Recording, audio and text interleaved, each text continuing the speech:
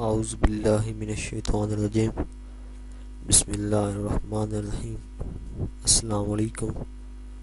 میری آپ سب کے لیے یہی دعا ہے کہ اللہ پاک آپ سب کو تندرست رکھے۔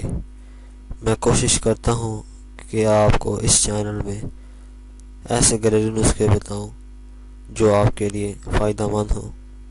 امید ہے آپ کو ہماری ویڈیو پسند آئے گی۔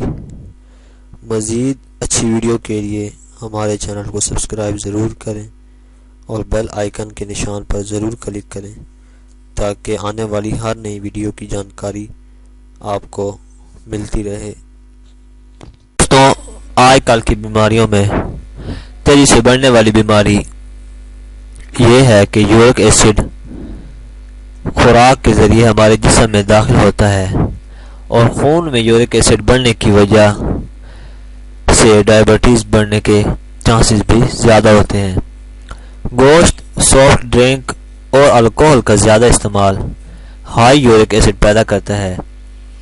دوستوں، آج کی اس ویڈیو میں ہم آپ کو بتائیں گے کہ بڑھے ہوئے یورک ایسڈ کو کیسے روکا جا سکتا ہے اور کن کن چیزوں کے استعمال سے اس کو کم کیا جا سکتا ہے۔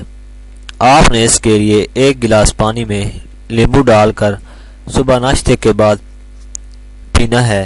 ایک ہفتے کے استعمال سے آپ خود واضح فرق دیکھیں گے۔ یورک ایسڈ کم ہونے لگ جائے گا۔ اس کے علاوہ ادرک کو جوڑوں کی بیماریوں اور درد کے لیے بہت اثردار مانا جاتا ہے۔ اس کے اندر ایسی پروٹینز موجود ہوتی ہیں جو یورک ایسڈ کے زہریلے مادے کو ختم کرتا ہے۔ اس کے لیے آپ 2 کپ پانی میں 3 سے 4 ٹکڑے ادرک کے ڈال کر اس کو 5 سے 7 منٹ تک اچھی طرح پکائیں یہاں تک کہ پانی کا 1 کپ رہ جائے، اور پھر دوپہر کے کھانے کے بعد اس کو پی لیں۔ انشاءاللہ آپ کچھ ہی دنوں میں واضح فرق دیکھیں گے۔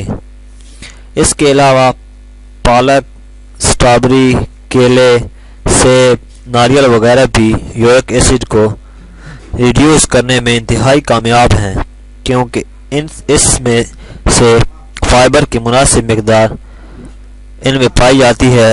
اگر ان سب کو اپنی ڈائٹ میں شامل کیا جائے تو بہت کم عرصے میں آپ بہتر سے بہتر نتائج حاصل کر سکتے ہیں۔ اگر آپ کو ہماری ویڈیو پسند آئی ہے تو ویڈیو کو لائک ضرور کریں، سبسکرائب کے بٹن پر ضرور کلک کریں، کمنٹس اور شیئر کر کے ہماری حوصلہ افزائی کریں۔ شکریہ۔